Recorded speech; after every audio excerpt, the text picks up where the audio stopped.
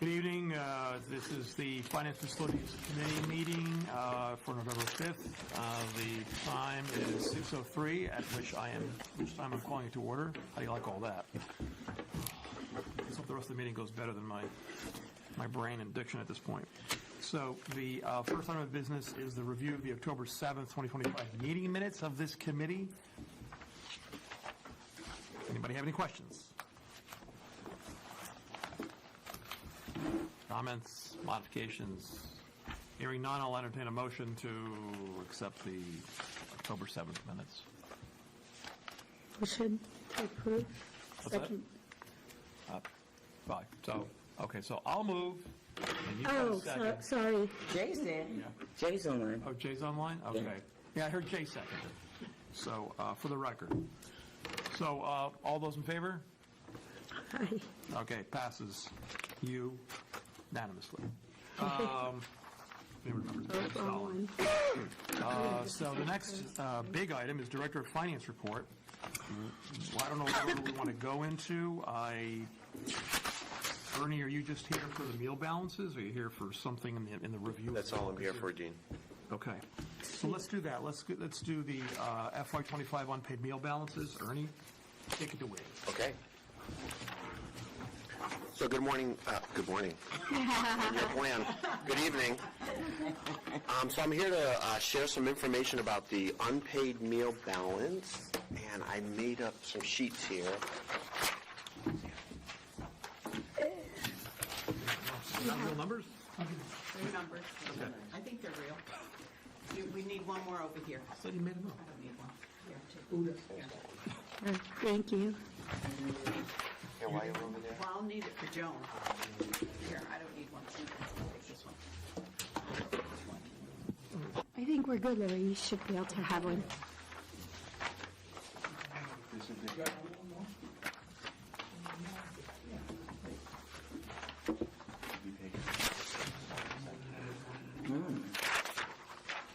This went up for me.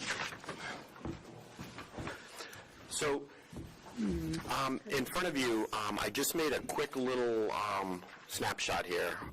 So, on 10/15, I approached Sam and Susan and just mentioned, hey, this meal balance is already at, at the time was 17,000 something. So this number here represents November 1st, 2025. And it lists the 3 schools that are what we call non-CEP schools. They're full-pay schools. And the balance is 23,900 already. So I'm super nervous and concerned that when we roll around June, we're looking at a $85,000 to $100,000 unpaid meal balance. So keep in mind, last year, from the 2 schools, we were carrying like a $21,000 negative balance, roughly. So we removed Fitch from CEP this year, and as we can see, that's kind of our biggest culprit, if you will, of folks that are unable to pay their negative balances. So as we quickly look down, so some of the approved communications, things that we're allowed to do, and this is taken from state regulations and USDA regulations on what we're allowed to do because of the non-shaming act that was put in place. Email notifications go out to parents. That's allowed to do through Parent Square. Normal emails that are in our Power School system and our school cafe, because they're both pretty much linked up the same. We snail mail letters, so we're printing letters, we're putting them in envelopes, we're spending postage on these things. Every Friday we're sending them out, okay? We automatically send out school cafe alerts, so every Friday it goes out automatically to parents. Hey, you're below your minimum balance, and remember, parents can elect to, hey, when I get down to $10 in my kid's account, $5, or when it goes negative, let me know. So they can select that, but we can automatically say, hey, you're below the line, you're negative, and that's what we do. Weekly reminders every Friday, again, as I mentioned, it goes out. Payment options, folks can pay by cash, checks. Online is the easiest and, of course, is the most popular right now, which it has been for the last couple of years. People just pay online. But we'll gladly take an envelope of money that comes in with a student at the elementary or the high school. We take checks. Sometimes they come in our office because some of our parents are teachers, so they just send it, So there's many payment options that are readily available. Things that are not permitted, which we never do, is obviously take food away from a kid, breakfast or lunch, and that kid comes through and they put in their number and it says, you owe whatever it is. The kid the student doesn't even see that, so they just move right on, put their number in, move right on. Public discussion, we never tell a student in front, while they're in line, hey, you owe money, go home and tell your mom or dad to send in $20 or something. We can't do anything like that. And my staff is super good because, we've all been bit many times. We think we're doing something innocently and we'll say something to a student, and it does come back and bite us. So we've learned over the years, we just quiet on everything. And any communication that could embarrass or single out a student is prohibitive. Even if we made announcements, hey, if you owe money, don't come in for lunch or don't come in for breakfast. None of that happens. And just so everyone's aware, students can always come in. They're allowed that first meal. They can come in, and even if they're negative, they still can come through. They cannot come back through and ask for a second meal because it costs for a second meal. So we're allowed to tell them, hey, you can't have that because you don't have enough money on your account. Just like a la carte, they can't go and buy an ice cream or a juice or a fruit or something if they don't have money on their account. They're entitled to that breakfast that encompasses everything and that lunch that encompasses everything, but they can't come back for a second. Currently what we're doing is, and I say this, we've had a super great year. Superintendent Austin's really been pushing us to grab every application that we can. So we started this summer. We were at the military back-to-school rallies. We were at their field office. We were at the Balfour Beatty carnivals that they had. We were at all the school open houses. We had booths set up. We brought laptops with us. Easy. Hey, Mom, Dad, while you're here, just takes 2 minutes. Here, we'll sign you right up. And we got a lot of folks, signing up, which was super great. We sent out parent square reminders, before school started, right when school started, few days after school started. We understand parents are getting bombarded with pamphlets and everything else, so, we're trying to get ourselves in there as well.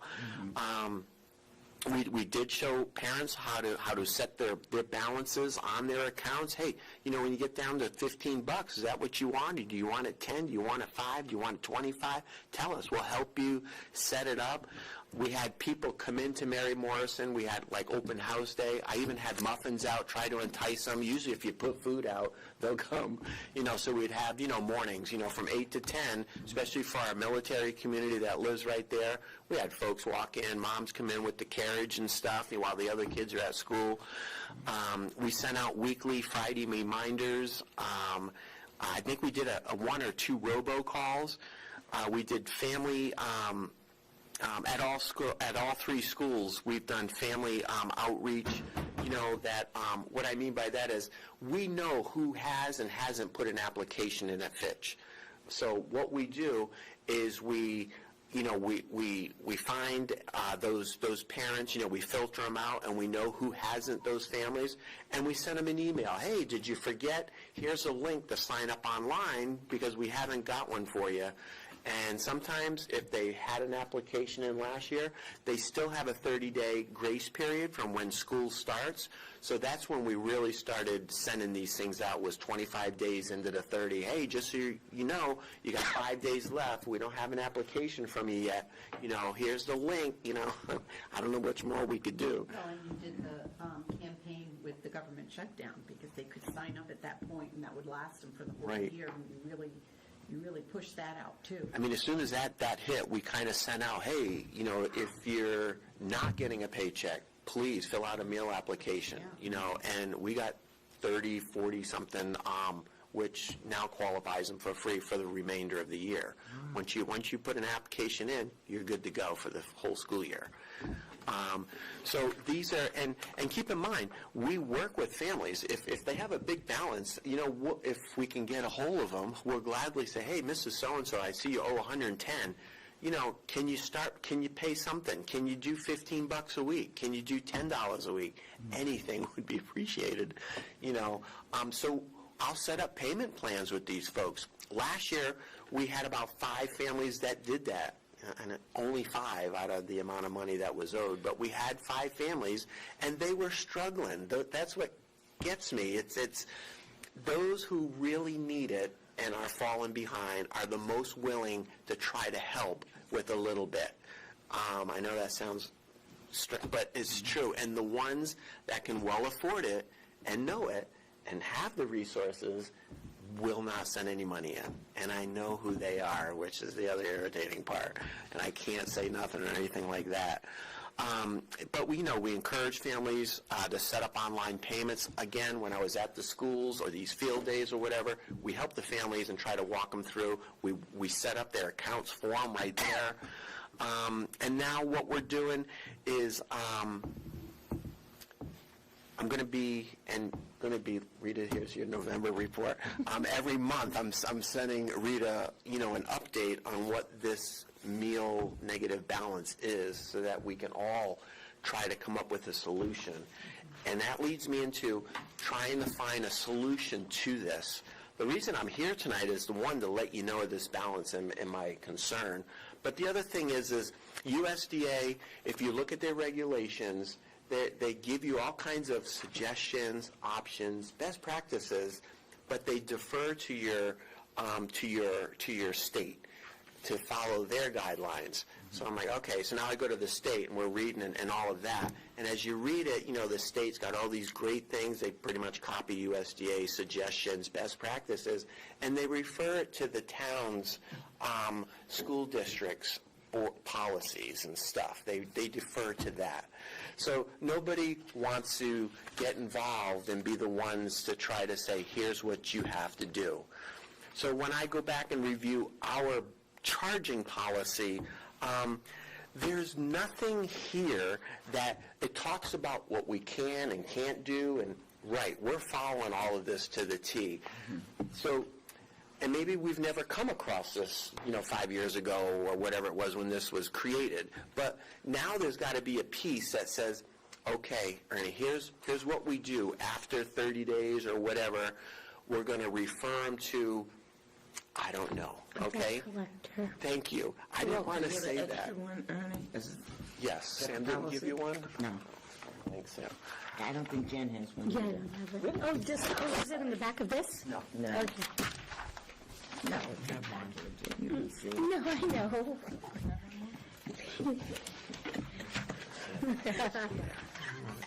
It's too funny. But, my concern is there's nothing here to address how we do it. Only thing that, if you read this here, and I'm on page 1, and if I go down towards the bottom, the only thing that it kind of addresses this is that I would refer the list of students to the homeless liaison, who's our director of pupil personnel, and they're supposed to follow up with it. But that's the only thing that says, okay, here's the penalty, here's what we're going to do. You're not going to be able to go on field trips. And again, I'm tossing out some horrible thoughts, if you will, things that we probably don't want to consider. What if we looked at a debt collection agency, maybe only do the piece where they would send out a letter that is suggesting that, hey, if you don't pay your bill, there's a couple pieces to a debt debt collection agency, there's the letter piece that really means, once I send it, okay, I'm not following up with any action, but you get that in the mail as a parent or something, so holy mackerel, these people now they mean business. And then there's the piece where it goes to next step, I'm going to send you 2 or 3 more now with a couple phone calls. And then, of course, it comes to the piece where, okay, now we're going to, file a claim against you or something, we're going to report you, and, my whole thing is, this superintendent or this board should not have to shoulder this burden at the end of the year. This is not your fault, nor mine. It's the people that walk into a nice restaurant, have a great meal, get up, and walk out the front door, hey, thanks a lot, see you next week, and they never pay their bill.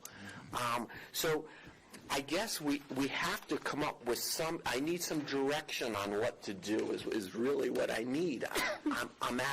I can't go any further with trying to get you your $90,000 by the end of the year. I mean, what I can do is certainly do my little fundraising and stuff. I'm not going to be able to come up with $90,000 for you. I remember right around COVID, there was some very Generous people. that did donations. Right. That's right. But So the brownies are ordinary brownies, right? They are currently. If they weren't ordinary brownies, maybe you could make them up. So, Jen, you seem to be championing the bit. yeah. You know me, I'm always the softie, I want kids to eat, I want them, and for the families that really do need it, hey, we need to help them out, but for the people that take advantage, that's just, that's disgusting to me, and it's taking advantage of our school system, and whatever this committee decides, I would be willing to support that pseudo debt collection agency approach. Pseudo or? I don't know because he said it's not, well, it's doing the soft approach, 1 or 2, 3 letters, and then if they get moving, then maybe we don't need to actually file, so I I don't. knew a payables gal that used to send out 1099s saying, by the top, you didn't pay the bill, here you go, we're reporting what you owe us as income to the IRS. Oh, I like Oh, that. that's a nice. I like that. That's a nice. I'm not sure the IRS likes that, but. I know. In a sense, it's true, you know. How about Howard Lee Schiff in East Hartford? They'll sue for $300. So that's the night, but when Heather Summers was here, she had mentioned if we tell her, hey, we're going to be short, I came up with $120,000, that she would be willing to try for a fundraiser. Christine Conley was here as well, and so was Andres. So not that I'm saying we have to shoulder, like I said, maybe we shoulder it for the people who need it, but, it's shameful, and unfortunately, it's nothing we can do, but it goes to the fact that the way our society's running, that some people think that, it's privilege, and it shouldn't be that way, especially $100,000 or $120,000 can be like 2 or 3 teachers or paras or tutors that our kids really do need. So whatever you need, Ernie, and whatever, I'd be willing to support you. Jay, any questions? Arnie, I know you're very involved at the statewide level. I'm just curious what you're hearing from other districts in terms of if they're seeing the same trend, and if any other districts are doing anything any differently that we could consider. So, great question, Jay. So, we just recently had our SNA conference, and we had the state people with us, and the state folks, and we were all talking about this. Groton is on the smaller side of the unpaid meal balance, believe it or not. This is a statewide, huge thing that stems from, when the state pays for everybody's lunch and breakfast during COVID, and then it slowly comes out of COVID, and then we pay for a half a year of school lunches while the state tried to figure out how to pay the rest of it, but we continue paying breakfasts, and then last year, all breakfasts were paid last year, and this year it's cold turkey. So it's a hard thing when you give something like that to try to pull it back. We're all seeing it at the state, and just recently, Superintendent Austin, with other superintendents, was on a call with the commissioner, Charlene Tucker, and they talked about putting $2.5 million in a special fund because it's such a problem. And it was, we all heard that news, as Susan did, and we're all like elated. Oh my God, this is finally a little bit of relief that's coming to the districts. As Jen indicated, that could be a teacher too, it could be numerous pairs. But it was pulled out within 4 days because it was tied to something else and was pulled back out. So we were all like, oh my God, like that was, so Jay, it is a problem. It is something that we're working with, again, with the lobbyists, trying to get at least free breakfast put in for next year or something, because so far nobody's running to us to help us with the money, and we do appreciate the $2.5 million, but it's estimated to be $4.75 million if all the trends were to continue, that the districts would be out of money. So the 2.5 was a nice gesture, but they didn't realize how bad it is. Most of the Alliance districts have full breakfast and lunch programs for all kids in their district. We were, of course, one of the last ones in, and I don't think we meet the measurement, the quota, Great. For free and reduced lunch, but for all. Bev? If we went the collection way, is there a cost to getting a collection agency? And are you thinking about like having a minimum balance, like how much a minimum amount that people owe? Like if they only owe $10, you don't send them to the collection agency. Right. If they owe X amount, 25, then you might, or whatever. There is a fee. I don't know quite what that is because I really didn't look that deep into it, but I can and bring you back information on that. And you guys could set the amount. Hey, anything over $100, those are the ones that we want to try to make aware that they owe this balance. Are there people that owe over $100? Oh, yeah. Over 5? No. Okay. Sorry. I just wanted to say, this has been a topic on CASBO, which is the Business Managers Association across Connecticut. And so a lot of districts are feeling this. I haven't seen any of them start talking about a debt, a collection agency, so I can try to reach out and see if any districts are already doing it, because I do also believe it should be put in our policy, especially the limit and the, and all of that. So I can reach out to the CASBO members and find out if anybody else is doing it. No, definitely. Collection outfits usually collect 15%. I don't know on small things what they would collect, but 15% is the most common number I've seen. All right. Anything else? Any other suggestions other than this, Ernie? I mean, I would put their name in the paper because they're not getting our emails or letters and stuff, and I want to make sure that I'm not missing that they're missing my communications. Perhaps we don't have their updated information, and I'm just trying to put them in the paper. But that would not probably be.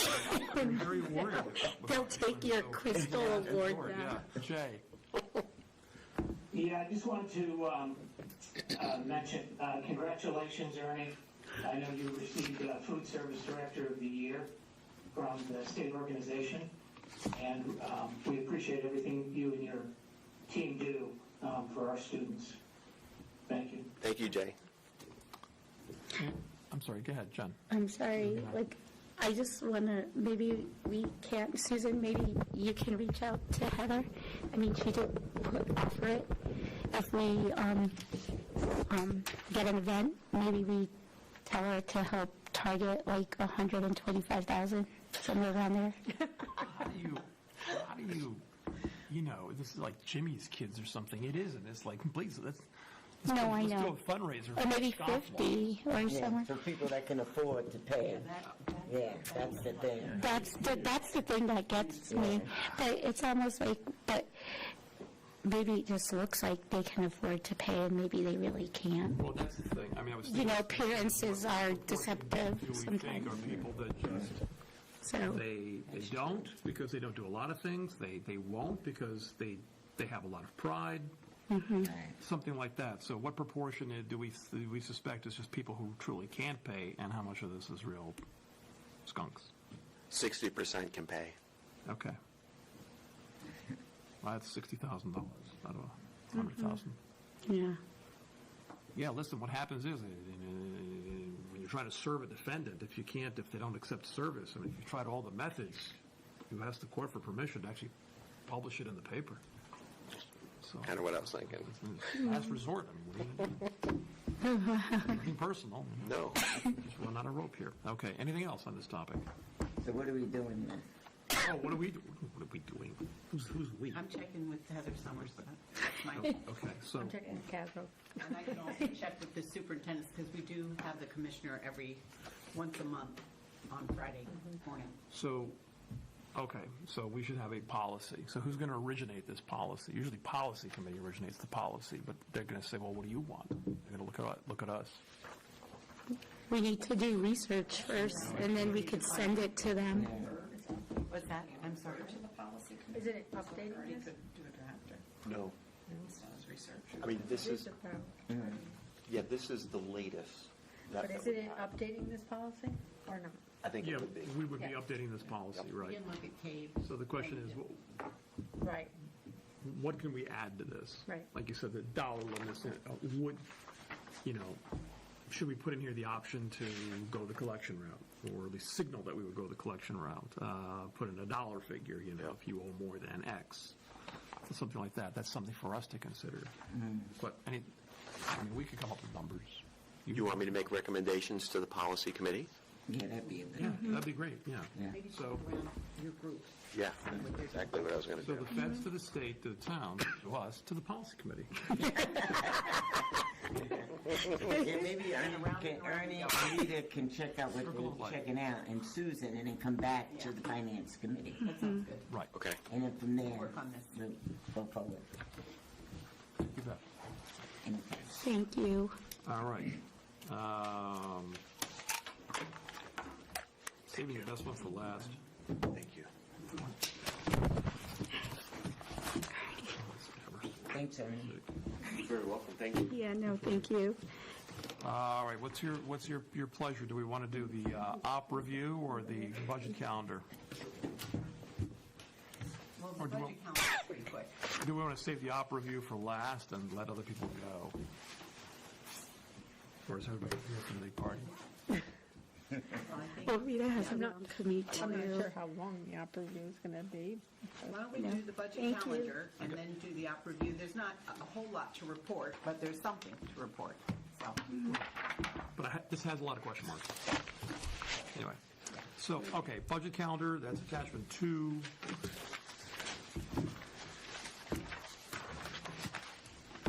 Whoever wants to present or comment, you're off. Well, we're in the middle of collecting a lot of good information, so I'll let Rita go. We've met with the principals and the directors to give them marching orders on how to fill out these templates, and they've been delivered or are being delivered. Yeah, all the schools have them, have the templates, and I've met with some of them that have questions, but, they have the templates, which are similar to last year, they said, so there's not a lot of questions. The due date is next Friday, November 14th, so. Does it have the actuals from last year, and then what's been No. budgeted for Just what's this been year? budgeted and encumbered already this year. Okay, budgeted and But I've been sending the actuals to them because in some cases, like, we have a new principal at Charles Barnum, right? And so I've been sending them the detail of what was spent last year. So if they just need to reach out to me and ask for the detail, of what was spent last year. Because getting the actuals and not knowing what's behind it, like the vendors that are behind it, Right. yeah. And we do know that we had to cut $2.4 million in the end, and so there are things that are under budgeted. And that's some of the things that came out in the op review, that, we are often under budgeted, but that's no fault of this board. We go in asking for what we think we need. Well, I don't know either way, actually, when they refer to under budget, whether they mean under our budget or under the adjusted budget after they've come back with their report, but we'll get to that. Yeah. So as far as this calendar goes, this is sort of parallels last year's, as far as we know? Yeah, It's pretty close, yeah. No more or less aggressive than last year's? Yep. Susan, I thought we were going to change that Thursday, January 22nd to the following week. Because I'm going to be, oh, yeah, we were. Dean? and Yes. that actually is a AGSA, but that starts at 4. So. Okay. Yeah. So we're going to move that date to sometime that week of January 26th. Yeah. Okay. Jen? So what I would like to suggest, like where it says budget work session, and then we go through elementary, special ed, secondary, just knowing how we functioned last year, if maybe you guys want to consider doing it by function code, or what was the other, not the function codes, but Object code? object codes or something, because what we did last year is they opened up the binder and they went into 3312, 3313, and I might be referring to the wrong numbers, and there was more sense of comfort going that way rather than, oh, this is the elementary, this is the high school. And so Susan, Rita, if that's something you guys would consider, because I think it will alleviate additional meetings that are not on this calendar that will be added. So, just taking the binder book and then just going by the not the categories, it's not the function, it's like the department codes, but they're like 4 digits. I wish I had the budget binder in front of me. Go on. What I'm used to, Yeah. I'm just going to, put it out there. I'm not used to going by function because you can have the same function in different departments. I am used to going by department by object code, which is the 3-digit count code, which is salaries, benefits, other professional services. It's what we've been discussing, like the 400s, 500s, So that's what I'm used to. But, Let's do it your way and what you're used to. I just rather think than- it's so granular if you're going by function in each department. Because But you haven't experienced what we went through last year. So if you want to schedule it the way you did it in your old place and say, hey, this is the format we're taking, direct us to do that. I mean, it doesn't specify here whether it's by function or object, so it's just saying elementary and special ed, right? Yeah, So, then they're going to pop to just those topics. Well, I think Jay recommended this a while ago, but starting with the 300s, the 400s, the 500s, and the top 10, it really shows us what we're mostly spending our money on and who are these vendors that we're supporting and that kind of thing. And I think that, if we can get through that so that really the board has a clearer understanding of those functions, I think it'll make it go smoother. Yeah. Jen's right. Because we're going to go through, like, I'm just, like, getting PTSD from last year. We're going to go through it by elementary, special ed, regular board meeting. Then we'll have 6 other meetings to go through, like, each of the categories, you know what I mean? So if we just bypass the segregation of type and have it the way you used to do it, I think it would just go smoother. Because- Yeah. but going by function is not telling you what's in that account. It's telling you this is all instruction, or this is all special ed, or this is all maintenance and facilities. Going by object is telling you salaries, benefits, other professional services, purchase services. So that's the difference. Yeah. You know, I'm used to going by object, but Yeah, let's, I mean, I would like to do that just to make our life easier, especially if we have, I don't know if you're going to change it, you know, the little pie chart to show like salaries, benefits is like 80%. So if we can get rid of the 80% and now we're just working with the 20, so far, you know, but going and looking at that 80%, right, our staffing FTEs need to be on target, like, because, and then, like, we could do, which they didn't do last year, average, right? This is average salary for blah, blah, blah. And, you know, so that they can get a feel for it, because there's always this underlying issue that we faced last year, that something was being hidden when it wasn't, right? So if we can say, like, hey, there's like 400 people, X, Y, and Z, and this is roughly the amount. We're not going to pinpoint everyone's salaries, you know what I mean?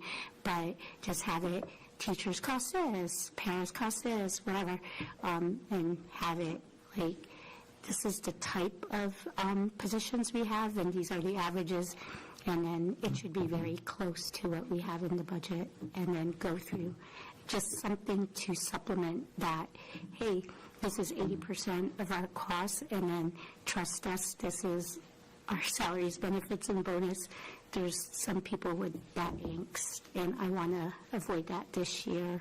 So whatever you used to do in your old place, you know, I think this board will be open, because we all experience, you know, something that wasn't ideal. So at least that's me, you know. You actually think you think by disposing of the 80% of the expenditures, we're going to save time? Because what we do is we spend most of our time on the smaller dollar amount.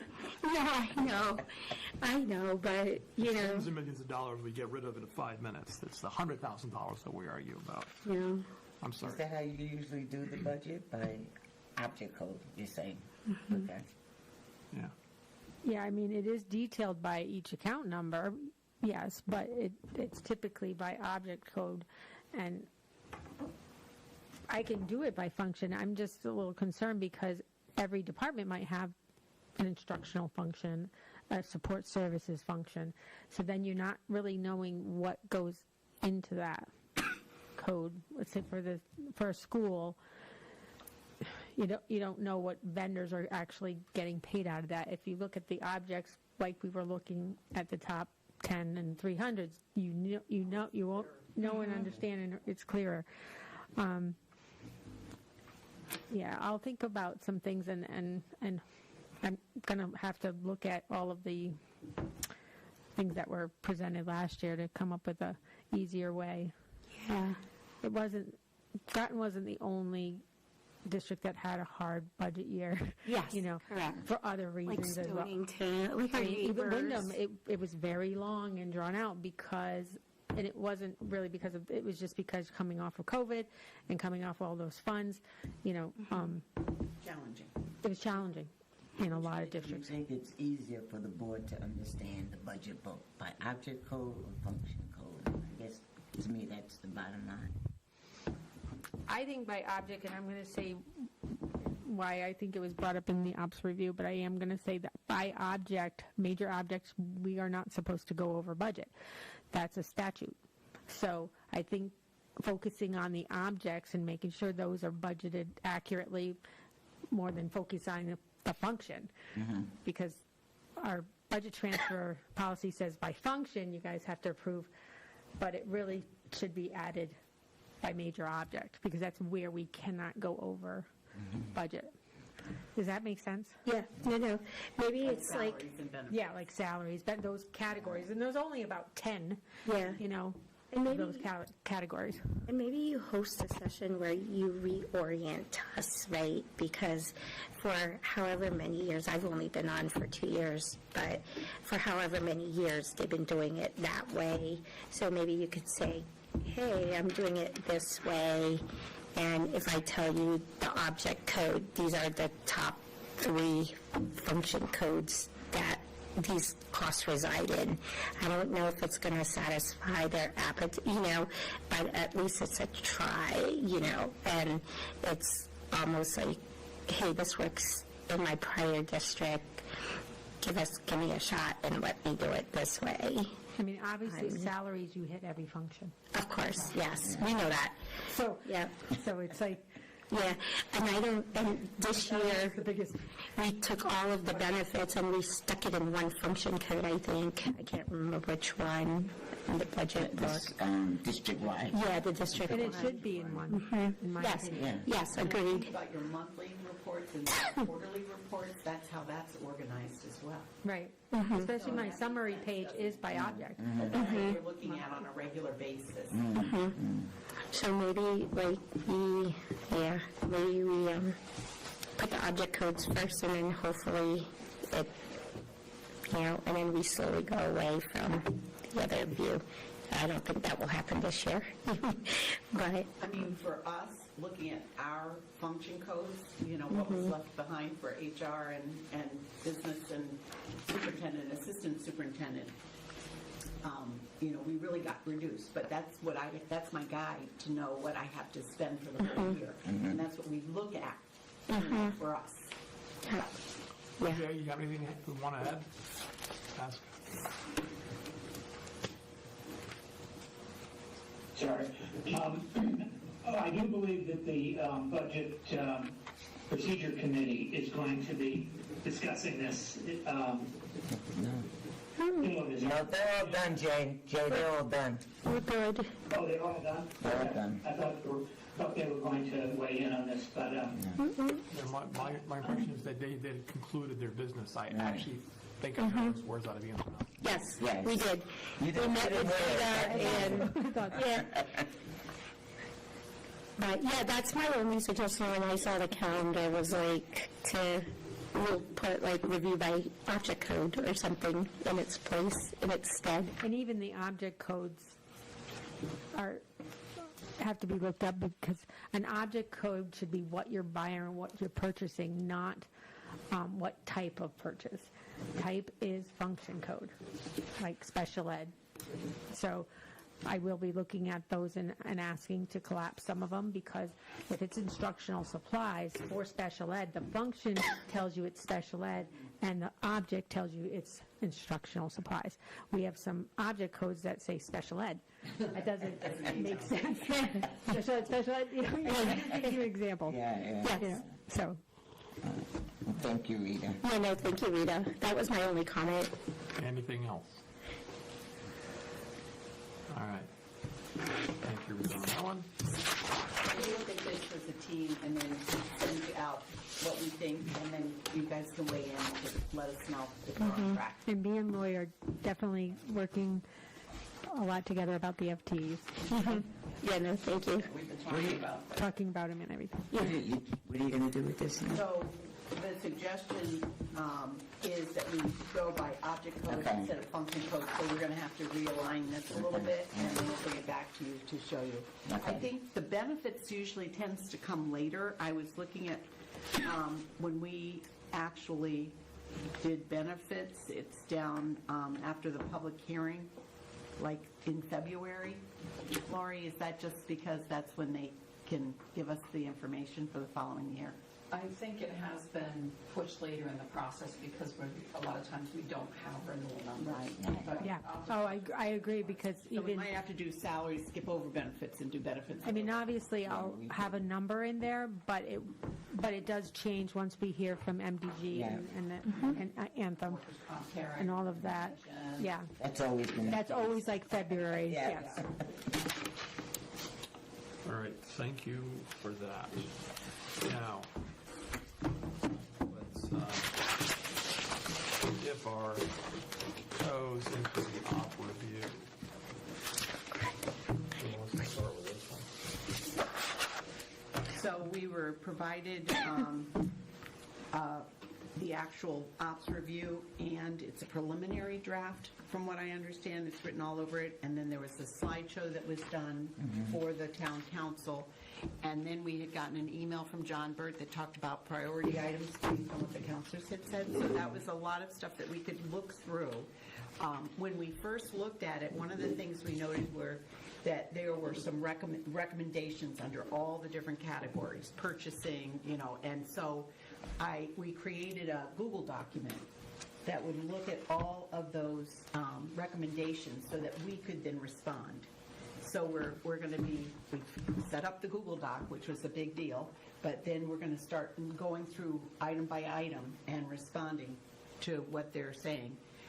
When we looked at the priorities, though, we did notice that many of these things have already been done because we noticed them as priorities, even when Ray was here and then when Rita got here. So already much of this is underway or has been completed. But there are still some other things that we have to tackle. So, and there are some things that might even need some accuracy adjustments and, an explanation of why they're done a certain way. But I'm just going to say that and let Lori and Rita, this is just kind of looking at it. We've got a process. I think it's going to be a good process.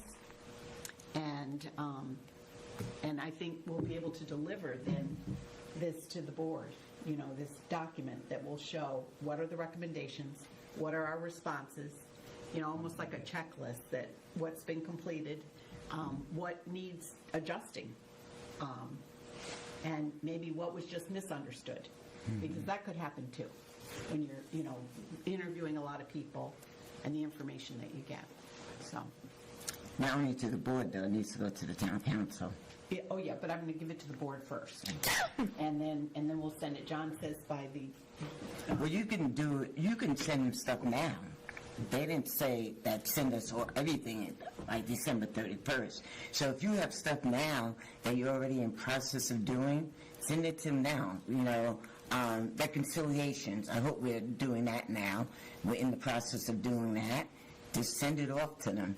You don't, like I said, they don't want everything, but they want it as you go along, almost, if that's possible. What's easier? Yeah. So here's my observation. The detail, there's a slideshow and then there was a detail. The detail's 70 pages long. Yeah. And I do want to go through with Lori and Susan every single detail to come up with an accurate response. So because I have the audit and budget going on right now, the audit being the number one priority to finish, I would like to take the time with them to explain everything. But we wanted to let you know that the top priorities are already done or taken care, like being done. Like I the think top 10. the top 10 that you guys got an email on, right? The top 10, I think some of them aren't even control issues. They're just recommendations. I'll give you an example. Moving food service into our EIN number and them not having a separate EIN number. That is something that we would have to do on January 1st. We can't do that right now because of W-2s, 1099s. It would be too much of a messy situation, right? But it's something that we're already talking to Ernie about. We're already discussing how we're going to move over. And to be honest, my staff are excited because they won't have to do 2 payrolls. They won't have to do 2 1099s, 2 separate check runs every 2 weeks. So yeah, some of them are being already done, but to give a formal response, I want to take the time to respond to every recommendation. Does that make sense? If you have some questions in an organized way. In an organized really yeah. organizes us. I mean, can I jump in about the top 10 priorities that was mentioned in the email from the town council? We spent time on those because they gave those were priorities. And correct me if I'm wrong, Rita, but Susan, we went through those in detail and we identified they were all taken care of pre-audit results, not audit, operational review results, other than what you had just mentioned. All the others are items that you had already taken care of before the report even came. So I think we could probably respond to those priority items between now and then. and share that with the council. Yeah, that's what I'm saying. And then go through the report Definitely. in much more detail. Because there's a lot of detail in the report. There's a lot to unpack. There's validation that needs to happen. Make sure that the information that's in the report it aligns to what our understanding of our processes are, and what needs to change. And in looking over the report initially, I do think it's a mixed bag of items. It's items that we've already addressed and taken care of before the report even came. There's more of that in the report. There are items that maybe we could improve on. There's items that I think we have other controls in place for other reasons that may not be represented in the report. So it's kind of a mixed bag of items that I agree with Rita. I think we need to go through and do a thorough job to make sure that we review all the recommendations and prepare the appropriate responses in much more detail. Well, that's what I would expect you all to do. Yes. So, what I'm saying now is, like you're saying, Lori, if you already have things done already, just send that off to them. You know what I mean? Like Lori said, you already did some of the top 10 priorities. So if you already did it, just shoot you on an email. We did this, we did this, we did that. I mean, what do you guys think? I mean, I think we can tackle the top 10. Yeah. That's the part we feel most confident in. Yeah. They're not expecting you to have There's so many answers. recommendations. Yeah, they're not in that expecting report. you to. I had plenty of time to talk to some of these town councils. They're not expecting you to have answers by December, have all this done by December 31st. I mean, they know you're doing the audit. They know you're doing our budget. You know what I mean? Yeah, it's the That's audit what I it am is. concerned about because I have all new staff. It is taking us a little bit longer to prepare and give all the documentation that the auditors are asking for. I have a huge list, and John Burke can confirm that, we have to get that stuff to them, and that's what I'm having my staff focus on right now, is getting those things to the auditors. So we can definitely come up with responses to the top 10. I think that's, really soon. But like I said, most of them are in place.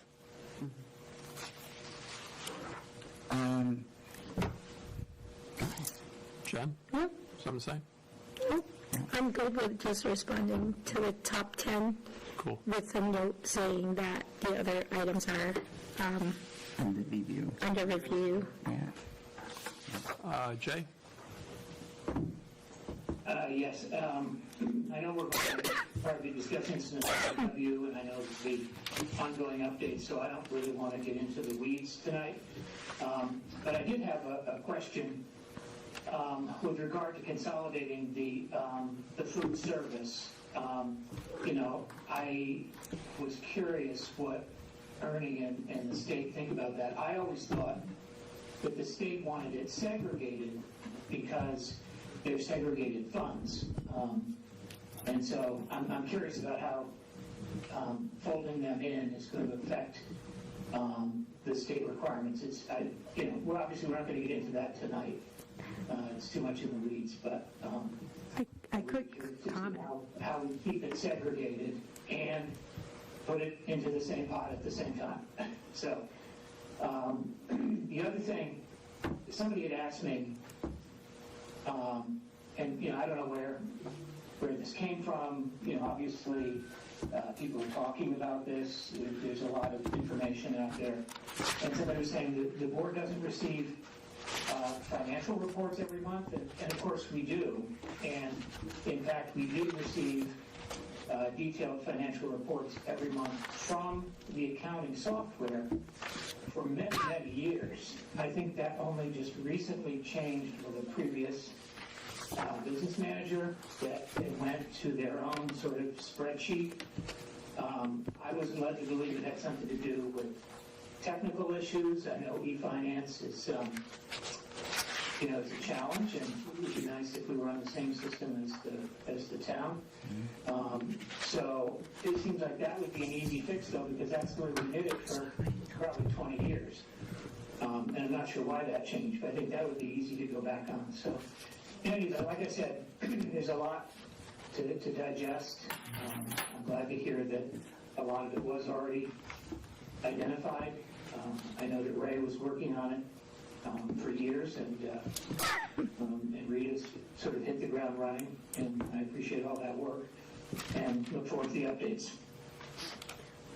I can comment on both of those if you want. Dean? Oh, yes, please. Sorry. So as far as the food service, it's a mixed bag across the state. There are some, one of them, Wyndham, was not separate, did not have a separate EIN number. If it wasn't for Groton Public Schools, that food service would not exist. So, in my opinion, it's an enterprise fund with a separate fund. And we have separate funds for grants. We have separate funds. So they already are segregated from the general fund. So I don't see a problem with the state having a problem with it when there's other districts out there that already use the same EIN. And one of the reasons for that is that Ernie's EIN is not tax exempt. They are not a governmental agency. We are tax exempt by statute. So I'm just trying to give you some examples of why it should be combined. And I do agree with the officer review on years and years ago they had separate EINs, and now a lot of Board of Eds and food service have the same EIN. On the second, what was the second thing? I forgot the second. What's the second one, Jay? Okay, sorry. Oh, the financial. The financial statements that Yes. we see every month. So the financial statements, I run it right from eFinance. I can attach the eFinance version. I just printed it up into Excel. So I can definitely give you the eFinance version attached. This is a format The difference. reason I pulled it into Excel was to make those comments. You know, the comments on the side that give you guys Clarity. of what's going on in those accounts, if they're over or under. So that's one of the reasons I was pulling it into Excel, but I have it saved from eFinance and PDF. So the numbers are going to be the same. Yeah, as long as the numbers are the same and the information is there, then I don't really care who generates it. It could be the tooth From now fairy. going forward, I should have attached it because I always did in Wyndham. So you attached your Excel spreadsheet and the report. The Munis report, which will be on eFinance, yeah. Right. So I have no problem with that. I did see that, and it definitely will be from now going forward attached. Does that sound good, Jay? Yes, yeah, I mean, again, I'm not questioning it, I just, like I said, there's this, you know, there are people that took from this that for some reason that we're not getting the reporting. I think it's strictly a formatting thing. You know, if we're getting the same information as you would if you printed it out of eFinance, you know, I have no problem with that. I just wanted to push back a little bit on this idea that, like, the reporting wasn't being done. And it certainly has, and it's in the minutes of all the meetings that people can go back and review. Yeah, I've heard that too, and it always puzzled me. You guys don't get reports. We get a lot of paper. We get a lot of stuff. Yeah, so that's a puzzle. But anyway. Are you planning to, when you go through this, prioritize like what's important first and second and third? Yeah, especially by, like, either if it's an internal control thing that we have to fix, that's obviously a priority. But if it's just a recommendation, which is, the food service is just a recommendation, but it's also an efficiency thing that I want implemented January 1st, so that my staff are relieved of extra payrolls and extra pay runs. So we will prioritize. So in a sense, some of these recommendations really are helpful in making some efficiencies. So, you know, we're looking at it that way. Yeah. That's why a lot of board members were in favor of it, to help us be more efficient. So that's good. Do you need any help in your office? Are you good with the number of people you have in your office? We have one position that hasn't been filled. Yeah, that but we've we been do waiting have on. a temp filling in, and I have been talking to Susan about, you know, the staffing and making sure that the open position is a position that we talk about before filling, so that we get the correct position in there, you know, not just another accountant, or not just, I shouldn't say it like that, but do we need different levels? because that's what I'm used to, I'm used to levels because of the workflow, because of the approval process that needs to happen. I have to, right now, approve everything. So, yeah, we've been talking. So I believe I am because I've had to train a lot of people, a lot of new staff. So now that they're learning, and I think going forward with all of these efficiencies, we're going to be okay. Okay. Yeah. So it's not a budget issue. It's just, we've budgeted for X number of positions. You just need to fill them properly. That's all. Just Yeah. one more. Okay, Yeah, just one one more, yeah. Okay. Anything else? Going once, going twice. What about Lori? We don't normally have Lori here, so let's take full advantage of her. That's right, Laura. What do you have to say for yourself? I shared. I already shared. We team on this, kind of thing. We work together and we try to figure it out and, You tag team. tag team. Yes. Yeah. All right. Well, thank you. Yeah. Thanks, folks. All right, so like those segregation of duties stuff have already been put in place too. Yeah, I mean, some yes, some we're taking a look at, but there's also other, I think I had mentioned, without going into too deep of detail, Rita and I need to spend some time because there are controls in place for other reasons, so we've got to really assess the recommendations versus reasons why we have controls in place and why we may be doing what we're doing. So we're going to kind of look at both and try and see if we can see where it makes sense to make change and not give up controls that we may already have in the process. Do we have process maps in place that show here are the functions and then this is the control? Do we already have that in place? Not that I'm aware of. Okay. All right. Once again, thank you. Yeah, no, thank you. So, next topic, Director of Buildings and Grounds report. Mr. DBG. Yeah, so I guess good evening. No, I can just talk about the CB roof you've already gotten ahead on that, so, All right. Solar panels. thank you. So A bright spot. regarding the solar panel issue, I think Katie is online now. I saw her. I think I see her right now.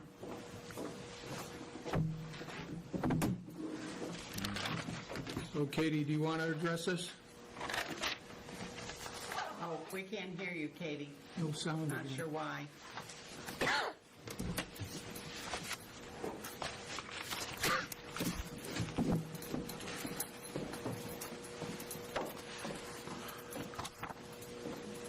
She is unmuted.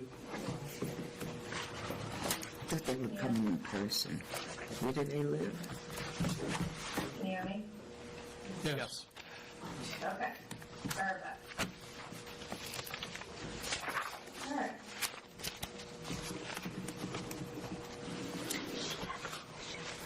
Well, good evening, everyone. I appreciate you providing us the opportunity to chat with you this evening.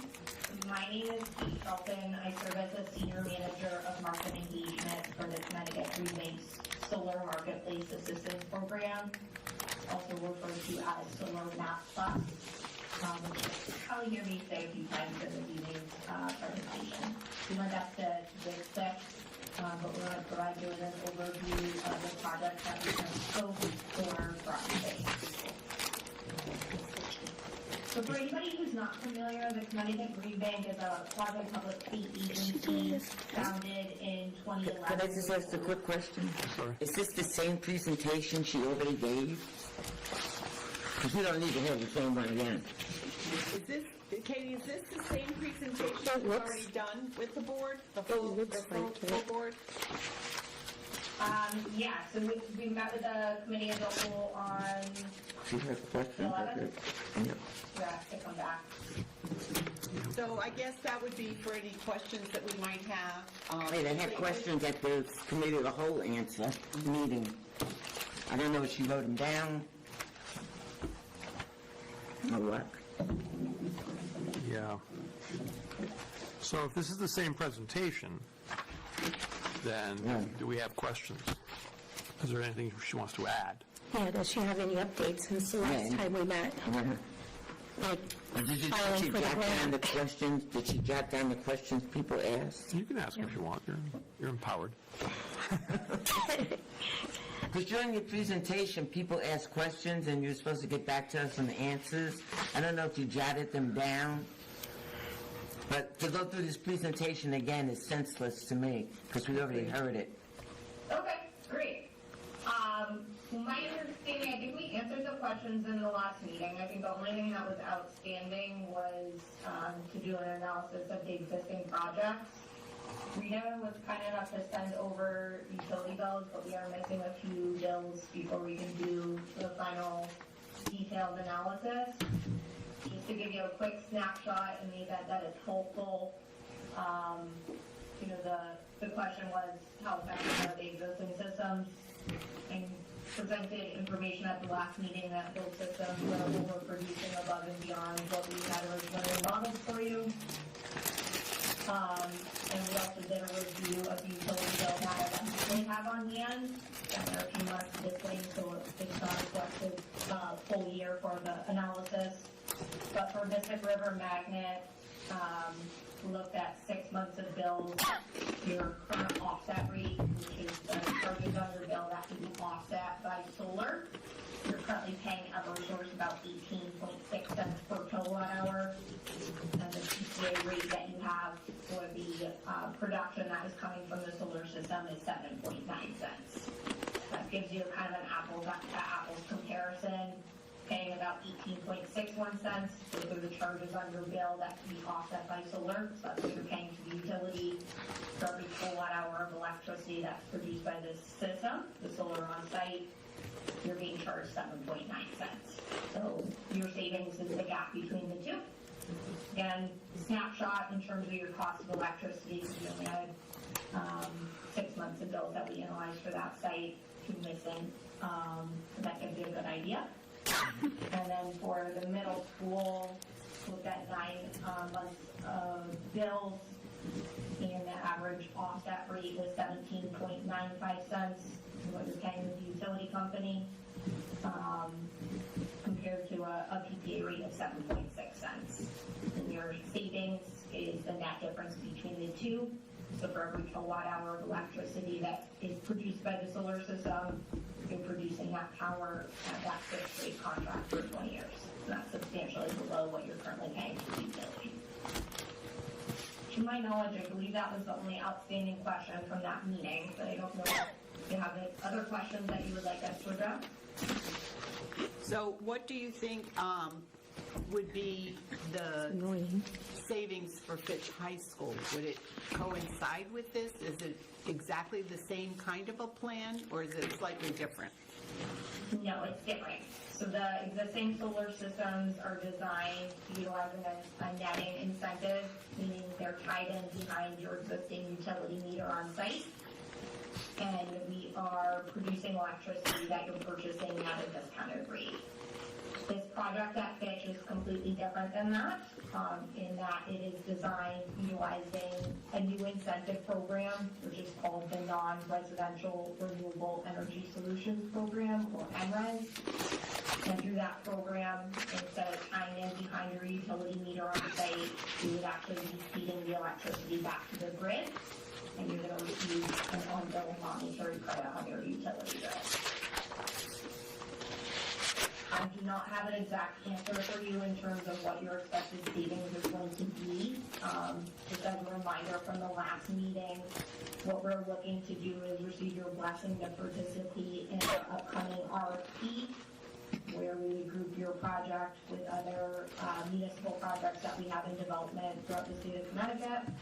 It'll be a portfolio approach, goes out to competitive bid for contractor selection. And once we have those bids from contractors in Connecticut, we come back to you with site-specific numbers to review and make contracting decisions off of. And we did, Reason for that, good. I'm sorry, I was going to say, we did approve that, didn't we? Yeah, we did. We did, We did approve the RFP. because they stated that there was like an urgency because they had to put the RFP. So Right. I don't know if the RFP was submitted. since the time we met till now. I'm sorry, Ms. Sheldon, continue. No, that's okay. So the RFP has not yet been released. It won't be until we receive what's called FIAC guidance. So that's a new requirement to lock in the investment tax credit for your project. There's a phase out of the investment tax credit at the federal level. We're within the period of time where we are looking to run an RFP and do what's called safe harboring. That essentially allows us to contract review and select a contractor. And Green Bank would need to lean forward on procuring materials that meet the specified requirements at the federal level in order to lock in the tax credit. So that's kind of an overview of the requirements, and we've not yet received that FIAC guidance. Expected really any day now, but we're anticipating release probably in December or very early January, depending on when that guidance comes out. Where do you get that guidance from? The federal government. So, with the government shutdown currently, and that's what we're anticipating, but to be determined on the actual release date. So can you forecast how much you think we'll be saving by doing the solar panels at the high school? No. It would be a disservice to try to put some numbers in front of you at this point, just because there's a lot of shifts at the federal level which are impacting contractors that are actively developing these projects. So we need that guidance in place in order to accurately solicit proposals from contractors working in the market. And again, one board member wanted me to ask you, just to make sure that there's no cost to the Board of Ed. That's correct. Okay. So we provide the technical assistance and project development support for this project at no cost through the Solar Map program. And then we would look to develop the project through a third-party ownership structure where either Green Bank or one of our financing partners would own the system. So there's no investment required on your end, and there's no cost for the technical assessment and project development support that our program offers. Okay. Thank you. Just lay back and think of England. Jay? Anything? No, I believe we just now have to wait. I guess the one thing I don't recall from the last meeting is, does the town have to bless this project in any way before it goes forward, or have we done everything now that we need to do to at least get the quote? Good question. The town, right? Are you aware of? You know, Sam? What we did with the town when we had the other We two didn't go to projects. town with the other. We let them know about it, but we didn't Right. require that at the time. Because they are technically town facilities, so. Okay. Maybe if we give John Bird a call, maybe tomorrow, we'll just check that out and see if there's anything we need to do. We didn't do it before, Jay, but we'll check to see if we need to do it now. I think that's the answer. That's the answer. That's pretty the much, answer. yeah. So, we're assuming that we don't have to do it now, but you know what that means. Don't assume. Right. We'll check it out. Trust but verify. Yeah. Jen, Yes. anything? Nope, I'm all set, thank Okay, you. cool. I do need that. Yeah. Katie, This yours? are you missing information that we need to provide to you? And if so, can I help with that? Or are you already in communication with the finance department? I followed up with Rita on the bills. Okay. About that analysis. As we get closer to the RFP release, I'll be reaching out with a few questions for information that we typically include. But outside of that, I think we're set at this point in time. If you find that you do need additional approvals at the town level, please let me know, and I'm happy to make myself available for that as well. Okay. Okay, that sounds good. Thank you, Katie. Thank you. Thank you, Kate. Looking forward to seeing how this all, ends up. So thank you. Go ahead. My pleasure. Have a great night, guys. You too. Thanks. Well, now we're on to Charles Barnum roof update. Right, so as of today, it's the 5th, right? At 8:54 this morning, we got a response from, actually, the response came just before that, but the state DAS, the Grants Administration, gave us some information that Rita responded to, that we will work on the application and get the documentation that they have requested. So there were a few items that are missing. So apparently it didn't move forward after Ray had submitted it previously, so in between business managers. So we're getting that information together.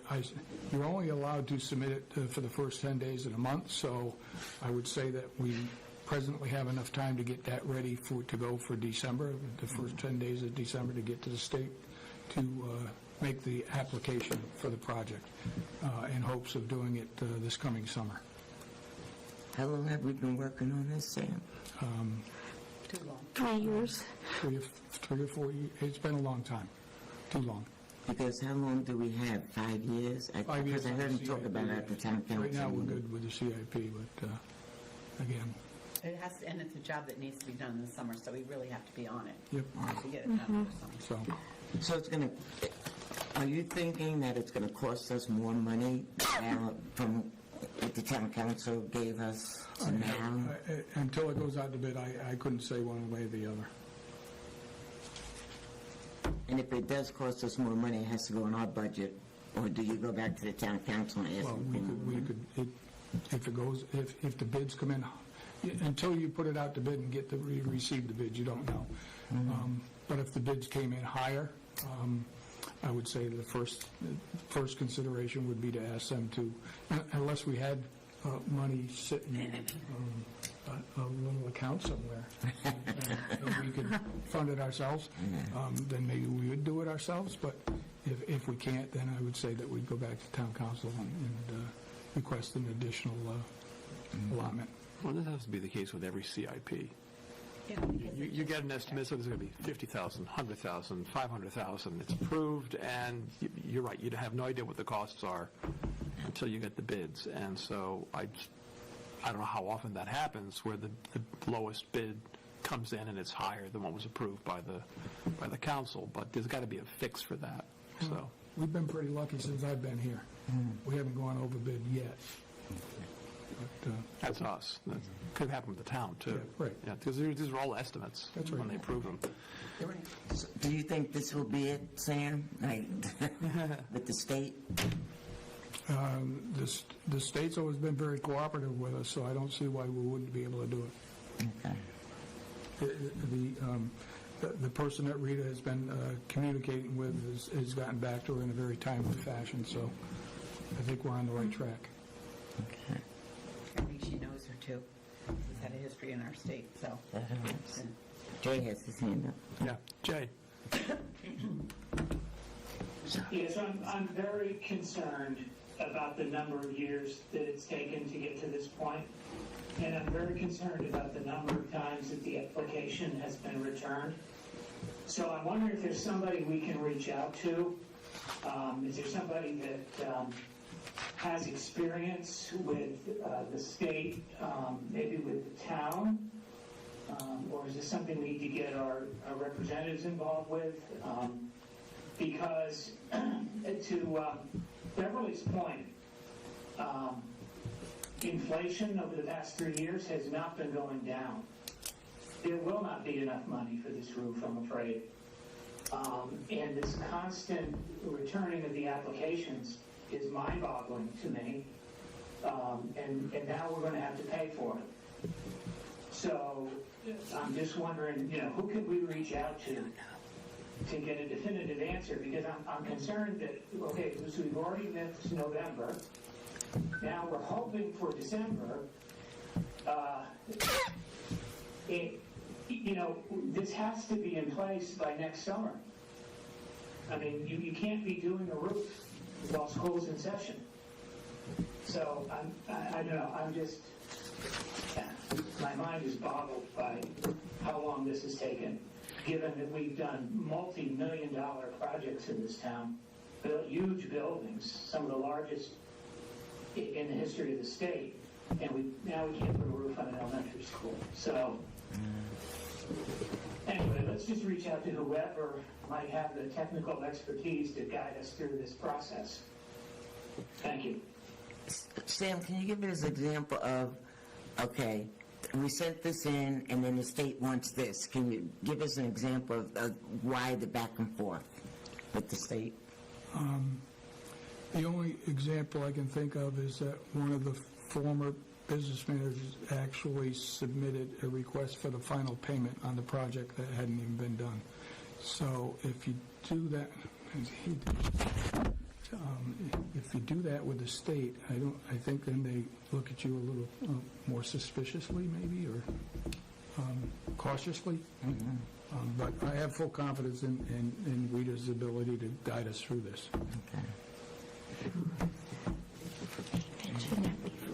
Jen, anything? I was just reminding Beverly. Don't say it.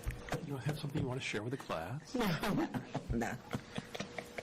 All right. We're not only working with Rita and the person at the state, but we also have an architect that we can lean on with any questions that they've done multiple roofs over the years, both with us and other school districts, so they're very familiar with it. And if we have any concerns about how to get this through, if it isn't moving as Rita and I hope that it is, then I would say that we'd get the architect involved and talking to the people of the state. But I've worked with the people of the state in that office for the last 20 years.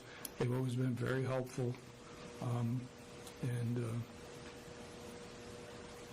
I don't know exactly I don't know the reasons why this has happened, but we're at this stage, and again, Rita's communicating with the person at the state that can guide us through this. She told us what we need to do, and I think we follow through with that and move on and employ the architect as needed, my opinion.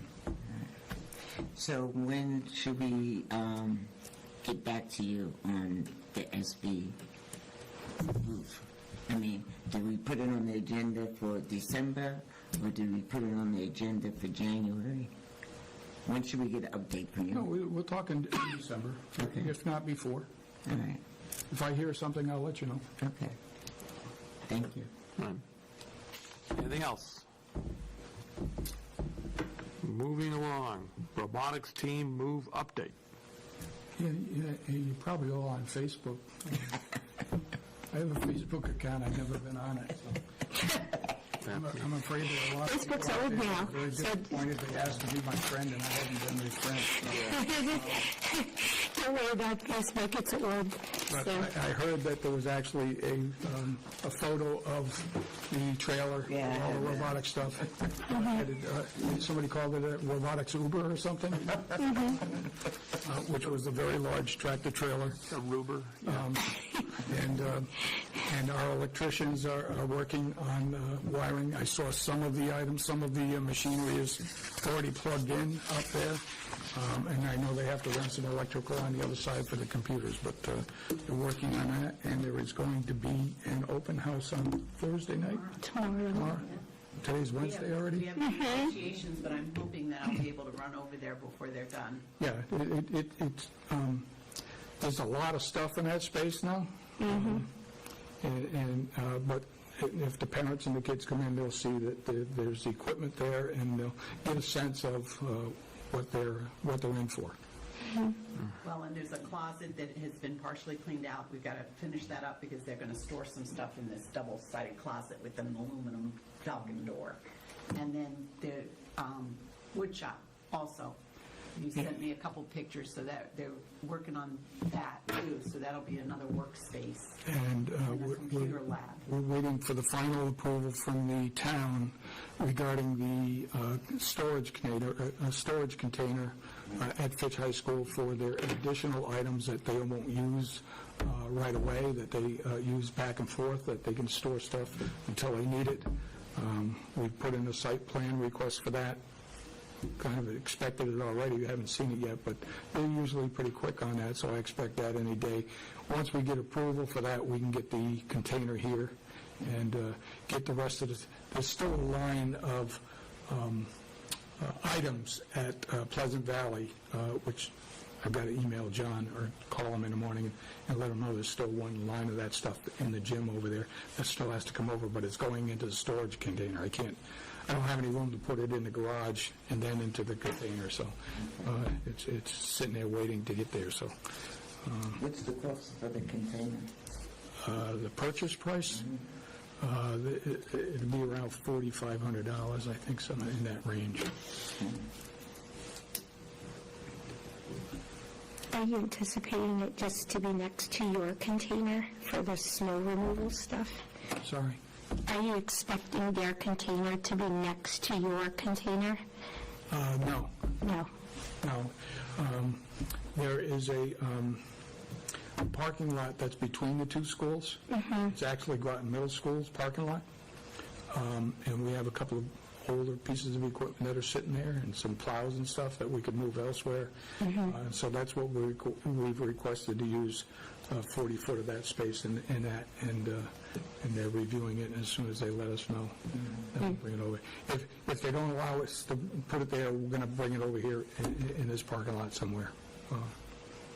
Well, and I think that Sherry might have said to me that they had their own truck that they use to transport the robot, and so we were also thinking of putting that truck in that parking lot too.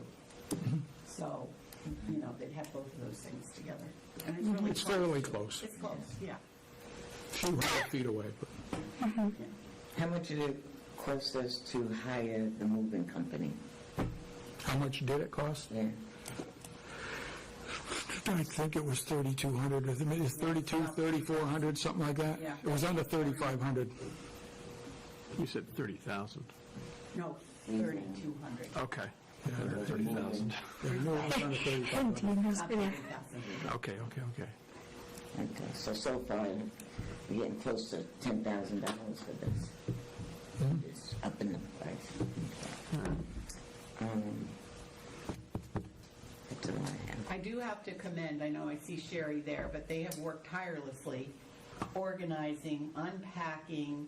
I was super impressed when I saw it last time, and I'm going over this week to see it again. And, whether I can make it to the open house, but also on Friday I'm going to be at Fitch. So a lot of hard work has gone into this, and organization, and you can see the effort when you go in there. It's really What time is the open house? The open house is tomorrow. Sherry, is it starting at 5:30 or 6? We're starting our orientation at 6:30. So the open house is from 6:30 to what time? So 6:30 to 8 o'clock. Okay, thank you. So you're welcome. We've kind of combined our orientation and our open house. We usually do it in 2 separate meetings, but to kind of save time, we're doing them together. So That was we'll great. give a team presentation on expectations and season, how the season will run, and then have them come down to the garage and have a tour of the space, and the sub-team leads will all give a little presentation on their sub-teams. Awesome. Thank you, If Sharon. anyone would like to come, you are more than welcome. Thank you. Let me just jot this thing in here. so Sam, thank you for you and your team, helping Yeah. the robotics. I think the robotics team themselves Yeah. have done actually more than we have. Yeah. We've been able to assist them as much as possible, so Yeah. Well, I was we'll just continue. There's still plenty to do. Yeah. We're pleased that the cleanup effort, the painting, the paving of the floor, because we knew when we got the equipment in, it's awfully hard to paint around it. So that was a real plus to get that done. So It's a very important program, so we want to do everything we can for them to get them up and running. So after this, so they're ready for open house and orientation. After this, what else is done? It's just sort of punch list work, if you will, or we're done. Move I from would think I Pleasant would, Valley to the box. Other than that, setting up and running the program, I believe, but I mean, okay. I don't know if anything else will come in between that, but No, but I think those alternative, those extra spaces that they're going to need, making sure that those are ready. So I'll check those out too on Friday when I'm there. Yeah, like the business center or the marketing Yes. center, yeah. I've got a couple other departments that still need to move stuff out of some of those other storage areas, so they're, I can't remember what dates they are, but they have it planned. I know I'm going road, but we need to think about like hosting, like talking to the town to sell some of our stuff. Just the storage stuff, so that Sam and his team doesn't just like move stuff from one building to another building. You know what I mean? Some of the stuff we And then have to maybe get rid of. maybe we could get funds for some of those stuff. Yeah, Chris Jenkins said that he's done a lot of culling as they're moving out of there. So He's done a lot of. he's done a lot of culling. Getting rid of obsolete things. Okay. I think the dumpsters had to be emptied a few times for him, so. Okay, good, thank you. Jay, any comments, questions? No, I'm just happy that robotics can get their training started tomorrow. Thank you. Hallelujah. Yes. All right. Thank you, Sam. Oh, Sherry, anything you want to add? If not, No, I think that's all. I just want to thank you all for your support and advocating to find us a space and get us going. I just want to let you all know that you're always welcome anytime you want to come check out the space once we're set up and going. Come in and see what the students are doing. They always love to showcase what they do. They're very passionate about it. So anyone's ever interested in coming in for a tour, just reach out and we can set up the time for that. all right. Thank you, Sherry. Thank you, Sherry, for your dedication. Thank Chris for us too. All right. Maintenance matters, and it does. But what are you referring to? I don't know who came up with it. It was very clever. I think it was my boss. Sounds like something at the I don't usually cable speak that, access but I channel will. program. Now it's time for maintenance matters. Yeah, You so have fewer maintenance You're a host? folks than you used to. roughly half the staff that we had when I got here, so.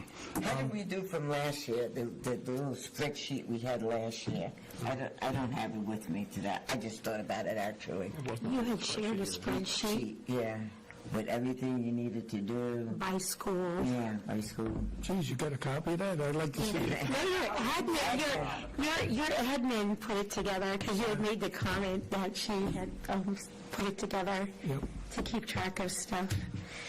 That was Laura. Yeah. I don't have it. Yeah, so I guess the only thing that I need to alert you about with regard to maintenance matters at this time is that we had two of our vehicles go in for routine maintenance at the town garage, and they did not come back out. So we have a black hole in there? They were deemed not roadworthy. The salt that we put on our roads is, pretty corrosive, and these vehicles were 16 years, roughly 15, 16 years old. Well maintained over the years because they go to the garage on a regular basis. However, the vans, these are two vans, Okay. while they're not out there plowing, like the plow trucks definitely get washed off after a big storm, and they've been out there plowing and everything, the vans probably don't. they're driving around the day of the storm or the day after, and there's still plenty of salt on the road, so we've instituted a new program to make sure that our vans are going to be washed, the undercarriage is washed on a more regular basis going forward. I do have one truck that's going in on Monday to get undercoated, which will help prevent this sort of stuff on a newer vehicle. And the dump truck that we have out back, which is relatively, it's only a couple of years old and in really excellent shape. So that will be, when I go on Monday with this vehicle, we'll get an estimate on that one. It's in the hundreds. It's not $1,000. It's in the hundreds of dollars to do this, to do the undercoating on it. But again, we're going to get them power washed underneath so it's ready to make sure there's nothing there before they put the coating on there. That's the other item that we're working on right now. So, Go ahead, Jen. I'm sorry, Dean. No, don't apologize for being Jen. Just go ahead. So, we're down 2 vans and then 1 truck from last year. Is that a good summation? Yeah, we're muddling through it right now. Okay. We take somebody's with their tools and drop them off and pick them up later. We'll do what we do. We'll do what we have to do. Let's, I think we asked for this, or you might have it already, is like the average age of the vehicle, or if not the age of the vehicle, sometimes the mileage of our vehicles. So, and Rita can probably help you so that we can put on a cycle that every time a vehicle hits whatever, 75,000 miles, we consider replacing it. You know what I mean? So put it, no, I'm just throwing a number. You know what I mean? So that, and I have a feeling like all of our vehicles will be like. Even though they're only in town, there is still a lot. The mileage gets up there, but it's certainly not like my car. No. I want to make sure So that. mileage is one consideration, and of course the other is age. And when I got here, we were on about a 20-year cycle on replacing the vehicles in that range. That'd be good to have what Jen's asking, even for budget time, so we can see. I think we did ask for that at one time. Yeah, the town council used to, I hope still has, there's a vehicle replacement fund, and I remember seeing a sheet from the town manager that had the town's vehicles, and sort of, we expect the squad car, the broom bear, et cetera. And so you have an idea of when you're going to be, buying things. Doesn't mean that once you get to the point, it's time to go. I mean, if the broom bear is still in shape, then you keep the broom bear. That was $250,000 alone. Yep. And I don't know, I think I just assumed that the Board of Ed's vehicles were also on that. But sounds like they're not. No. Okay, so our equipment, that would be a nice thing to have too, I suppose. So we don't have a capital fund, that's the thing. Right. A separate capital fund. Right. Okay. Can you get that to us for the next facilities meeting? The vehicle replacement list? You want a list of the vehicles, their ages? And the mileage. I think we're going to try to make a case, right? Like, so that if we invest or if we ask for a truck, they can sort of see that we don't just have 10,000 miles on like 10 trucks. It's like more like 200,000 miles on 10 trucks. So, Well, it gives us an idea we're looking at, within the next couple of years. Yeah, so we can plan ahead. so we can plan. Looking at. I had a question. Yeah, go ahead. The age is easy enough. My list right down there, it'll say so-and-so's name, drives van such and such, 2005 Ford van or something. So the age is not a problem. I'll just have to check on the mileage. But the odometer, of course, you got to go through each vehicle and see what it is today. Something like that. Yeah. Well, The drivers can call in. yeah, they can That's call true. it in. I'm sorry, Susan, go ahead. I don't know if you know the answer to this. This might be a John Burt question, but how do they and the town side, because they've got so many more vehicles, they have, several police departments, fire departments. They have their own maintenance crew and town crew. So how do they keep replacing their vehicles? How does that work? There's no CIP for it, right? So do they just budget for it? There's a vehicle replacement fund, and it's supposed to be funded, sometimes it's not, but it's supposed to be funded on a regular basis, so that there's money in there. So if you have to buy 5 squad cars, we've already put the money aside. It isn't a budget hit that year. That sounds like a good idea. Yeah, that's what the board talked about last year, doing it. One term for ours is a sinking fund, right? Yeah. Now, we're not allowed to have Right. funny money on the side like that. So, But it could at least help us plan and prepare. We're not caught. Yeah. okay. I regret that I have to go now. Jay left. Yes. 7:41, he was out. Had enough of us. So are we, so regarding that maintenance, regarding the maintenance managers, right, like I know during the summer, you guys were putting up a wall and Catherine Kolanowski potentially fixing that office room. And I don't know if your team was able to complete that before school started. Okay. Were you able to put the wall up in the music room? No, that's all she's that's- talking about, yes. yeah, No, that's- we weren't able to do that. No? No. And then there is the office. The In office, the office? too. But I don't think that was I guess it had to be a privacy wall, but it wasn't like a real wall like what would have gone into the music room, Yeah. right? Right. Oh, I thought you were going to be able to do that, Sam. I did too until 2 guys retired, and one of them was our carpenter. But did we replace the carpenter? Recently, yes. Okay. So is your department understaffed? Yes. By how many people? My opinion, or whatever. Your Your opinion. opinion? You're the director. Well, I had 14 when I got here, so, and we have 6.5 now. Wow. We've advertised for a locksmith, so that would make me 7.5 if we got the locksmith. But it certainly could use, I don't need 14, but I think 10 would be a better number for sure.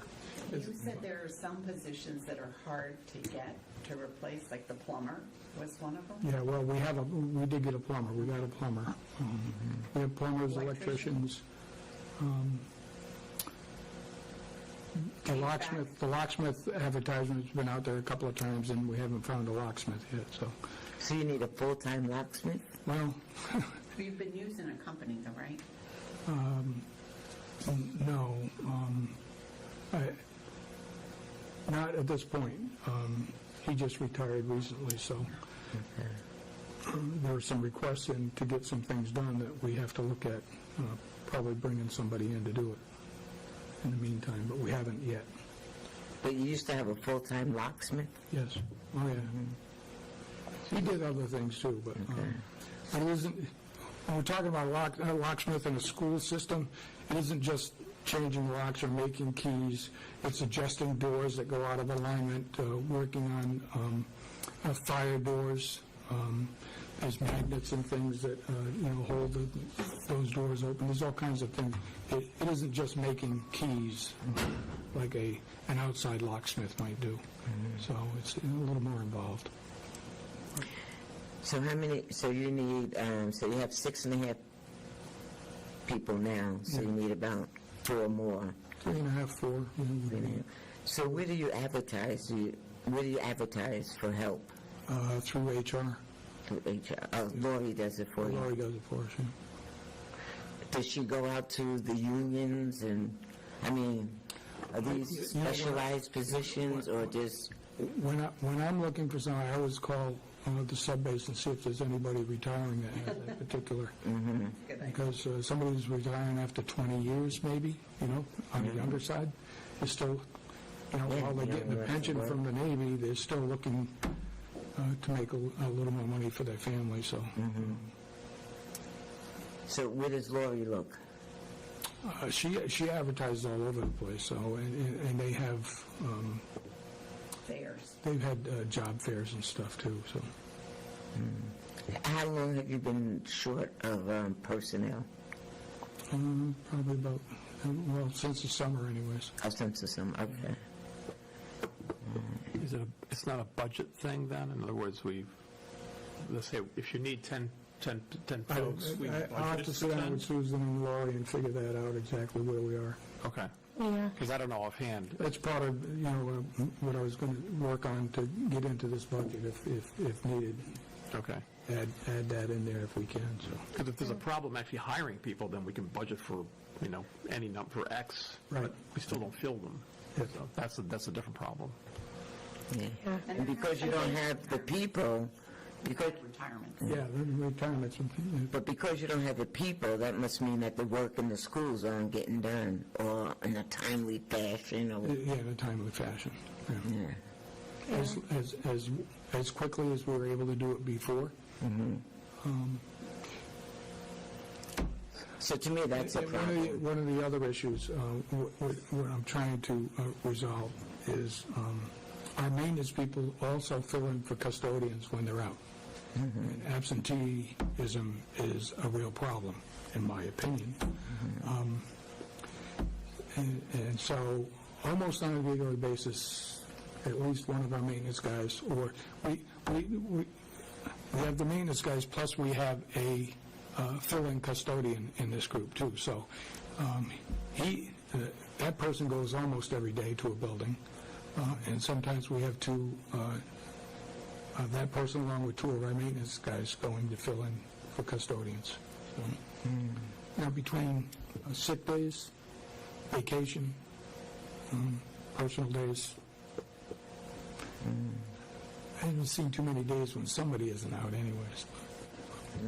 In Japan, they have the students clean their classrooms. If they used to do that, yeah.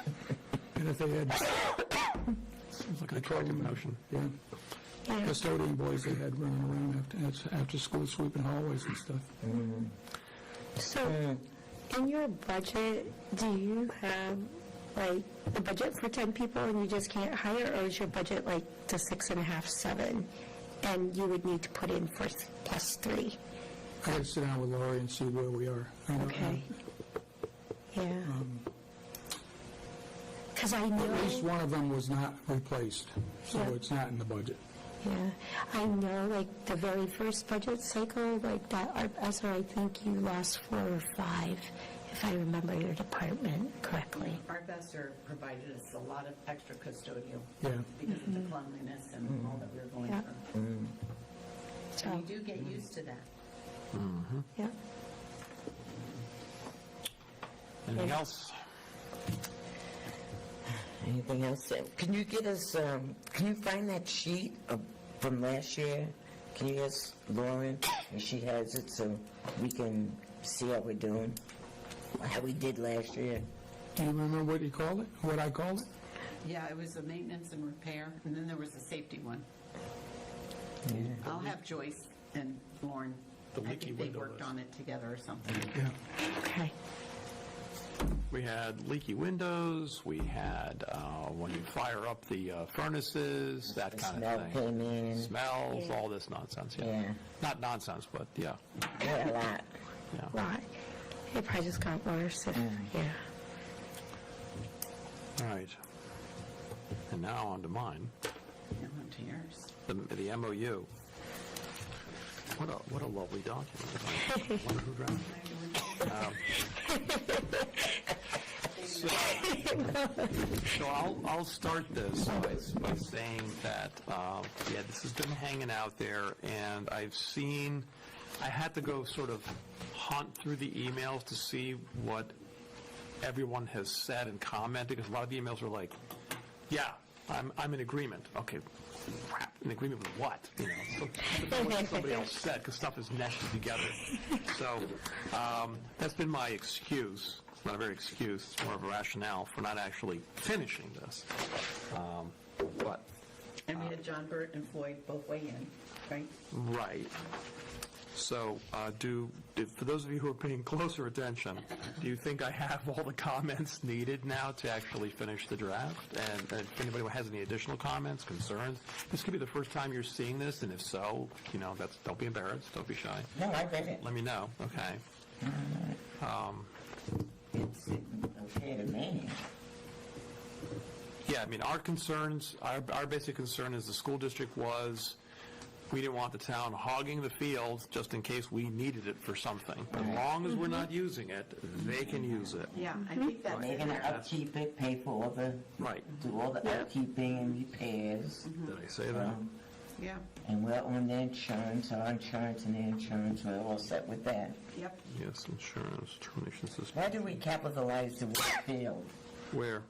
On page Anywhere? 2, it says the use of the field. Oh, because I defined it under purpose. I said the open field in the rear of Mary Morrison Elementary School property located at 154 Tollgate Road, Groton, Connecticut, in parentheses, the field. So we didn't have to write all of that. I do that with everything. Okay. I define the term, and then I just keep using that term. The other thing that I do sometimes, and people find it annoying and archaic, is I'll say, "this said field." I can do that if you want. I do not do party of the first part and party of the second part. I've actually only seen that in New York. But all right, so yeah, it's just feedback. So if nobody has anything they want to say, then I'll just go through the email chains and gather my. So this is going to go. So let's say that I redraft, right? I revise, I redraft, I send it to John or Floyd, or we're done. They've seen it, right? Yeah, they've seen it. Yeah. Yeah, So Floyd's seen then- it. Should we put it in the committee of the whole? Are you thinking you need to make changes to this? I don't know. I thought that there were changes suggested. If there were no changes, wow, that would be a first. I mean, I don't see anything. Okay. And Floyd didn't suggest anything that I know of. Yeah, I thought I saw things that said like, yeah, that's a good idea. I'm like, okay, where's the idea? You know? So, I mean, okay. the only thing Floyd did suggest was who's gonna cut the grass. I think But that's in there. I think it's in there already. They're gonna- There was going to be a deduction, I think, right, A on deduction. the charge Oh, okay. for that? I only said, We're not charging our. No, I think the town was going to reduce, Our allocation that we Yeah. get from them, yeah, I'm pretty sure. because it's less space. Okay. so you're Or gonna, give us credit for you it. guys are gonna cut the grass? No, Who's cutting the grass? our outside provider cuts the grass. Okay. Wait. Who's cutting it now? thought that- The outside provider? Yeah, but when they take it over, they're going to essentially reduce, they're going to essentially pay us for that. Is it in this contract, in this MOU? It was in there somewhere. I don't have that piece of paper you have. That's not an attachment to tonight's meeting, is it? No. I didn't write this. You didn't write? No, if I wrote this, I gotta have my head examined. It doesn't read like something I would have written. Which part? AI, I'm just kidding. This could have been, I did print, no. This could have been, yeah, and it's not lettered correctly. This could have been an addition. It could be that the comments that were made were incorporated. Where are you, Dean? I'm like on the second page under C. The parties agrees to respect the field. Now, I could have made an error there. Parties agrees to respect the field, to include but not limited to keeping the field clean and orderly. And that would mean mowing. Just doesn't seems. I'm not sure that I would have worded it that way, and it's also grammatically incorrect. Yeah, I think so too. Yeah, again, which is possible. I've done that. I have to review my own stuff. But nevertheless, we're not going to belabor that here. Whether it's mine or it's somebody else's, take it. Well, John Burt did take some of the suggestions and said he would go on and put them in. So some of those recommendations Yeah. have been added. Because the formatting's not mine either. It's changed. I think what happened was, Was this your original? No, this and I don't recall frankly, I don't recall whether I gave him a Word or a PDF. If it was a PDF, anybody could have taken the language out and recreated it. It's not hard to do. But in any event. Okay, so I certainly know where the original is, so I'll have an idea of, it looks like there's a couple of things in here that I definitely would change, or Andrea will get on me. Yeah. Your last hurrah. My Like last- parties agrees. Yeah, I know. I shouldn't be. can't believe that I would have said something like that, but I'm not perfect. Anyway, so if there are no comments from here, and any comments that I find online are already incorporated, and I guess other than just some mistakes or a feeling that we need to expand on the term respect, and it just seems like a very kind of a, something you would say over a beer, respect, everybody knows what we're talking about, right? That's like, we don't do that. No, we have to define that. What do we mean by respect? Respect the field means what? Is it like obey your thirst? What are we talking about? All right, so what are you going to do? You're going to clean up the... I'm going to clean it up. That's what I'm going to do. I'm going to clean it up, Then send it to John Burt. send it to John. Okay. If Floyd doesn't want to see it again, I'm not going to bother him and have him charge us. Okay. So when do you think all that's going to happen? And, because you'll have to put it on some agenda. I mean, because Oh. MOUs get approved by the board, I take it. End of the week. Well, it's going to be approved by the board, and I guess by the town, by the council, too, right? Yeah. It's an agreement between us and the town, even though we are the town, but... Okay. So do we put it on a CAL meeting and then our meeting at the end of the month so that it could go to town council in December? Yeah, I mean, No, or is that too aggressive? Well, we have a lot on the CAL meetings, so I don't know. well, let's put it this way. Things don't have to go through the cow. I mean, this is not like policy or something like that, or, where there's a defined procedure. This could, Go to a regular meeting. Just straight to we our could- meeting? theoretically do all of our business in the regular meeting and never have a cow if we don't want to meet. There's no law that says we got to meet in the cow. So if we wanted to expedite, if we thought there wasn't going to be a hell of a lot of discussion, it wasn't going to bog down a regular meeting, then by all means put it on a regular meeting. Right. People Yeah. circulate the draft ahead of time so people won't walk in and say, oh, you get it. They will have had it. They have any comments. It's not a very, very long document. It's not highly technical like the solar panel stuff. Yeah. Exactly. It's in plain English. Yeah. Field is capitalized. Yeah. So, Plus, we've talked about this multiple times already, so it's just a matter of them, yes or the no. discussion, if there's any discussion at all, it'll be on the basic premises, which is, and the basic concerns, which is, well, what happens if the town takes over the field, and But it's all in here. maybe we should, yeah, It's all listed. yeah, And if we want it back, it's in here. yeah. So this is really straightforward. So just clean it up, and we'll put it on the regular board meeting at the end of the month.